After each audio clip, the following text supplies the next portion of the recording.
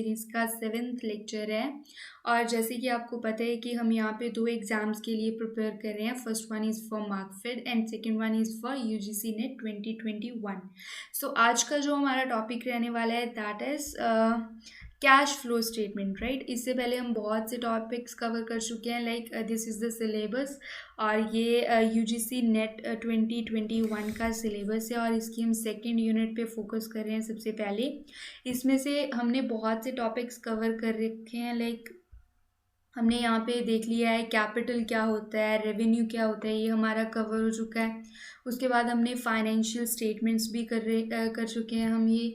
और partnership accounts में हमने admission, retirement, death, resolution and cash distribution भी हमारा हो गया है। और यहाँ से हमने कर लिया है कॉस्ट और मैनेजमेंट अकाउंट्स का रेशियो एनालिसिस हमने कर लिया। और आज हम करने वाले हैं this one topic, cash flow analysis. Alright, so 7th lecture है आज हमारा। So let's begin. Okay, cash flow statements होता क्या है? बेसिकली कैश फ्लो स्टेटमेंट्स जो होती हैं वो एक अकाउंटिंग पीरियड में हमारे पास कितना कैश फ्लो हुआ है और कितना कैश आउटफ्लो हुआ है, इसकी इंफॉर्मेशन हमें कन्वे करते हैं, राइट। सो दैट हमें एक बिजनेस ऑर्गेनाइजेशन की एंड क्या कहते हैं हम फाइनेंशियल पोजीशन का हम पता कर सके, उस चीज़ को आइडेंटिफाई करने के लिए हम कैश फ्लो स्टेटमेंट्स को प्रिपेयर करते हैं। सो कैश फ्लो स्टेटमेंट को प्रिपेयर करने के लिए हमें ऑब्वियस सी बात है कि कुछ डेटा चाहिए होगा। सो वो डेटा हमें कहाँ से मिलता है? वो मिलता है हमें बैलेंस शीट और इनकम स्टेटमेंट से, राइट। सो ये क्या है, हमारे पास एनालिटिकल टूल है। नेक्स्ट, कैश फ्लो स्टेटमेंट्स जो होती है उसको प्रिपेयर करने के लिए हमने कैश फ्लो स्टेटमेंट्स जो हैं उसको हमने 4 पार्ट्स में डिवाइड कर रखा है यहाँ पे। First one is cash, second one is operating activities, third one is investing activities and the other one is financing activities. So first of all, we are discussing about the cash के बारे में हम बात करेंगे। So cash में हम क्या consider करते हैं? कैश और कैश इक्विवेलेंट। यहाँ पे कैश का क्या मतलब है सबको पता होगा। हम बात करते हैं कैश इक्विवेलेंट की। कैश इक्विवेलेंट में हम सबसे पहले कंसीडर करेंगे ट्रेजरी बिल्स। ट्रेजरी बिल्स जो होते हैं बेसिकली ये गवर्नमेंट बॉन्ड्स होते हैं या फिर डेट सिक्योरिटीज़ हम इसको बोल सकते हैं, जिसका जो मैच्योरिटी पीरियड होता है वो 1 साल या उससे कम का होता है। इसको हम टी बिल्स भी बोलते हैं।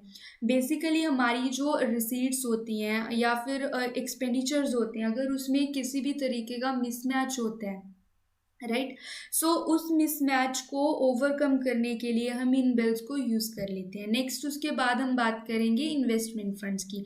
इसमें हम इन्वेस्टमेंट फंड्स को भी कंसीडर करते हैं और फॉरेन करेंसीज को भी कंसीडर करते हैं। नेक्स्ट हम चेकिंग फंड्स को भी देखते हैं। चेकिंग फंड्स का क्या मतलब होता है? किसी भी बिजनेस ऑर्गेनाइजेशन में हम देखते हैं बैंकिंग, यूजुअली बैंक्स में हमारे पास क्या होती है, CDMs होती है, यानी कैश डिपॉजिट मशीन्स होती है, जिनका काम क्या होता है, जिसमें हम अपनी मर्जी से विड्रॉल करा सकते हैं और डिपॉजिट करा सकते हैं, जिसकी कोई लिमिट नहीं होती। बट नॉर्मल जो हम सेविंग अकाउंट्स में अगर हम कैश से डिपॉजिट कराते हैं तो उसकी एक स्पेसिफिक लिमिट होती है, right. So such a kind of accounts are known as the checking account. So इसको भी हम कैश इक्विवेलेंट में कंसीडर करेंगे। उसके बाद है फ्री सेविंग अकाउंट, ये जो नॉर्मल सेविंग अकाउंट्स होते हैं वो आ गई। नेक्स्ट हम बात करते हैं operating activities. Operating activities are such a kind of activities which in which we are considered those goods and services which are sold for the purpose of a business purpose के लिए जब हम goods और services को cell करते हैं तो उससे हमारे पास जो भी कैश आता है या फिर जो भी हमारे पास कैश आता है उसको हम ऑपरेटिंग एक्टिविटीज़ में कंसीडर करते हैं। The cash effect of transactions and other events that enter into the determination of income. So इसकी कुछ एग्जांपल्स हैं, लाइक कैश रिसीव हुआ है हमें कस्टमर से through sale of goods and services performed. Cash payment की है हमने सप्लायर्स को जिससे हमने स्टॉक या रॉ मटेरियल बाई किया है, और एम्प्लॉयज़ को हमने पेमेंट की है वेजेस और सैलरीज की फॉर्म में। फिर उसके बाद हमने टैक्सेस पे किए हैं या फिर कोई इंटरेस्ट पे किया है, वो सब हम ऑपरेटिंग एक्टिविटीज़ में कंसिडर करेंगे। नेक्स्ट है हमारे पास इन्वेस्टिंग एक्टिविटीज़। इन्वेस्टिंग एक्टिविटीज़ का क्या मतलब होता है, जब हम सिक्योरिटीज़ को एक्वायर करते हैं वो नॉन कैश इक्विवेलेंट में नहीं कंसिडर करते, हम उसको इन्वेस्टिंग एक्टिविटीज़ में कंसिडर करते हैं। उसके बाद हमने मनी लेंड की है और लोन्स प्रोवाइड कर रहे हैं, या फिर cash flow related to the acquisition और sale of non current asset को हमने एक्वायर किया है या उसको हमने सेल किया है, तो उसको भी हमें इन्वेस्टिंग एक्टिविटीज़ में कंसिडर करेंगे, राइट।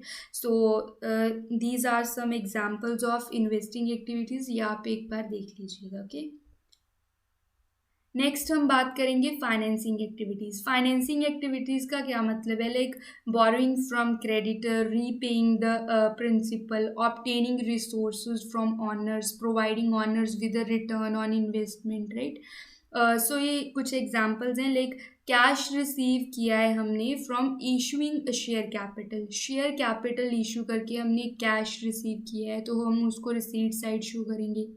नेक्स्ट है cash proceed from issuing the bonds, loans, notes, mortgages and other short और लॉन्ग टर्म borrowings।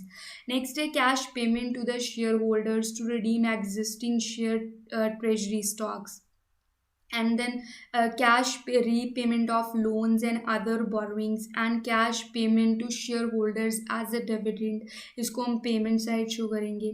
नेक्स्ट उसके बाद है how cash flows during an accounting period.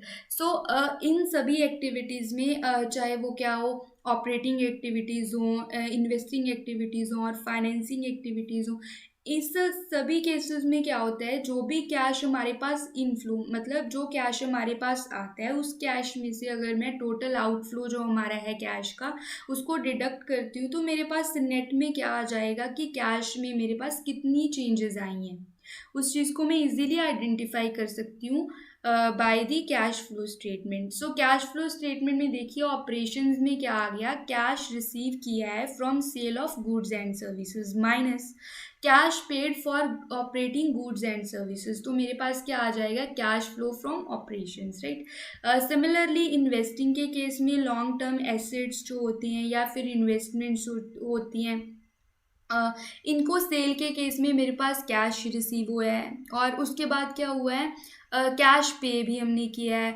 और इन अ नटशेल मेरे पास क्या आ गया, कैश फ्लो फ्रॉम जो भी इन्वेस्टिंग के थ्रू जो मेरे पास कैश है। नेक्स्ट है financing activities, cash received from issue of debt और capital stock minus cash paid for dividend and to repay debt और to buy treasury stock, right. मेरे पास नेट में क्या आ गया, cash flow from in financing. तो इन सभी का टोटल करके मेरे पास क्या आ जाएगा, जो भी मेरे पास नेट चेंजेस हुई हैं इन अ पर्टिकुलर पीरियड कैश में, वो मेरे पास आ जाएगा, राइट। ओके, नेक्स्ट हम बात करते हैं। सो जो कैश फ्लो स्टेटमेंट होती है उसको प्रिपेयर करने के दो मेथड्स होते हैं, एक डायरेक्ट मेथड होता है और एक इनडायरेक्ट मेथड होता है। डायरेक्ट मेथड जो होता है वो इंडिविजुअली आइटम्स के साथ डील करता है, बट इनडायरेक्ट मेथड जो होता है उसमें हम हर एक आइटम को डिटेल में देखते हैं। ओके, सो लाइक जैसे डायरेक्ट मेथड में हम क्या करते हैं, कैश कलेक्शन हुई है from the customers, interest and dividend हमने कलेक्ट किया है और अदर ऑपरेटिंग कैश रिसीट्स हुई हैं या अदर ऑपरेटिंग कैश पेमेंट्स हुई हैं, टैक्सेस हमने पे किए हैं, इंटरेस्ट हमने पे किया है, सप्लायर्स को हमने पे किया और एम्प्लॉयज़ को हमने पे किया है, ये सब कुछ हम डायरेक्ट मेथड में कंसिडर करेंगे। So here is the format of cash flow from operating activities, like cash receipts जो है हमारे पास, सबसे पहले रिसीट्स में हम सेल ले लेंगे, उसके बाद कमीशन और फ़ी ले लेंगे, फिर नेक्स्ट है इंटरेस्ट रिसीव्ड और इसका टोटल हम यहाँ पे शो कर देंगे। नेक्स्ट उसके बाद हम कैश पेमेंट को लेंगे, इसमें हम परचेजेस और payment to and for employees और operating expenses, interest payment, direct जो हमारे पास टैक्सेस हैं वो हमने पे किए हैं। सो इन अ नटशेल हमारे पास क्या आ जाएगा, ऑपरेटिंग एक्टिविटी से हमारे पास कितना कैश फ्लो है वो हम यहाँ पे कंसिडर कर सकते हैं, राइट। नेक्स्ट नेक्स्ट है इनडायरेक्ट मेथड। इनडायरेक्ट मेथड में हम क्या कर सकते हैं, डेफरल्स लेते हैं, एक्रूअल लेते हैं, non cash items like depreciation हो गया, एमोर्टाइजेशन हो गया, और non operating items like asset sale करने पे हमें गेन हुआ है या लॉस हुआ है, वो भी हम इस चीज़ में कंसीडर करेंगे। ये फॉर्मेट है, आप एक बार चेक कर लीजिएगा इसे। ओके, नेक्स्ट है कैश फ्लो स्टेटमेंट का यूजेस क्या है, हम क्यों प्रिपेयर करते हैं। एक्सटर्नल यूजेस क्या है कि ये हमारे हेल्प करता है फर्म को मैनेज करने में कैश फ्लोज, क्योंकि इससे हम पता कर सकते हैं कि हमारी कैश का क्या स्टेटस है, राइट। कितना हमारे पास कैश आया है, कितना हमारे पास कैश गया है, इस चीज़ को हम एनालिसिस कर सकते हैं। नेक्स्ट है to assess the ability of a firm to generate cash through its operations, right. So another one is to assess the company's ability to meet its obligations and its dividend policy. Next one is to provide the information about the effectiveness of the firm to convert its revenue to cash. Next है to provide information to estimate और anticipate the company's need for additional financing. So इससे हमें ये भी पता चल जाता है कि हमें और एडिशनल कितने कैश की ज़रूरत है। सो उसके अकॉर्डिंग हम अपनी फ्यूचर की स्ट्रेटेजीज को बना सकते हैं। नेक्स्ट है इंटरनली हम क्या यूज़ करते हैं इसका। Alongside with the cash budget, cash flow statement is use to assess the liquidity, right. So ये डिटर्मिन करती है, क्योंकि ये शॉर्ट टर्म, बेसिकली जो कैश होता है वो शॉर्ट टर्म हमारी फाइनेंसिंग की क्या क्या ज़रूरत है, हमें इस चीज़ को डिटर्मिन करने में हमारी हेल्प करती है। और दूसरा क्या है, डिसाइड टू डिस्ट्रीब्यूट और इंक्रीज और डिक्रीज, इसमें भी हेल्प करती है डिविडेंड पॉलिसी के केस में। नेक्स्ट है इवेल्युएट करती है इन्वेस्टमेंट और financing decision, this is also very important one. और नॉन कैश ट्रांजेक्शन्स इसमें हम इग्नोर करते हैं, इसकी लिमिटेशंस भी होती हैं। हर एक चीज़ के कुछ ना कुछ फ़ायदे और कुछ ना कुछ लिमिटेशंस तो होती हैं। लाइक जैसे कैश फ्लो स्टेटमेंट में हम सिर्फ वो आइटम्स को कंसीडर करते हैं जिनको हम सिर्फ कैश से डील करते हैं, राइट। सो इसमें नॉन कैश ट्रांजेक्शन्स है, उनको इग्नोर किया जाता है। और दूसरा क्या है, not a substitute for a income statement, इसको हम इनकम स्टेटमेंट का सब्सटीट्यूट नहीं बोल सकते। और ना ही हम जो फाइनेंशियल पोजीशन है, इसकी टोटल फाइनेंशियल पोजीशन नहीं बताता, ये सिर्फ उन आइटम्स की साथ कंसर्न्ड है जो सिर्फ कैश के साथ डील करते हैं। सो हम कैश के पॉइंट ऑफ व्यू से इस चीज़ को मेंटेन करते हैं। नेक्स्ट है हिस्टोरिकल इन नेचर। ऑब्वियस सी बात है, जो हमारा करंट सिनेरियो चल रहा है उसके अकॉर्डिंग हम इस चीज़ को प्रिपेयर नहीं करते, बल्कि जो हमारे पास पुराने जो हमारे प्रिंसिपल्स हैं उनको फॉलो करते हुए हम अपनी कैश फ्लो एनालिसिस करते हैं, right. Okay, so cash flow statement जो होती है उसमें हम सबसे पहले क्या करते हैं, like cash flow from operating activities, फिर हमारे पास कैश फ्लो कितना हुआ है और हमारा कैश आउटफ्लो कितना हुआ है। ओके, सो वाई कैश फ्लो एनालिसिस, हम क्यों करते हैं कैश फ्लो एनालिसिस। ये बिल्कुल सिमिलर है जो हमने इसके इंटरनल और एक्सटर्नल यूजेस में किया था। Okay, so thank you so much guys, thank you so much video. Please like और शेयर कर दीजिएगा अगर आपको अच्छा लगा हो।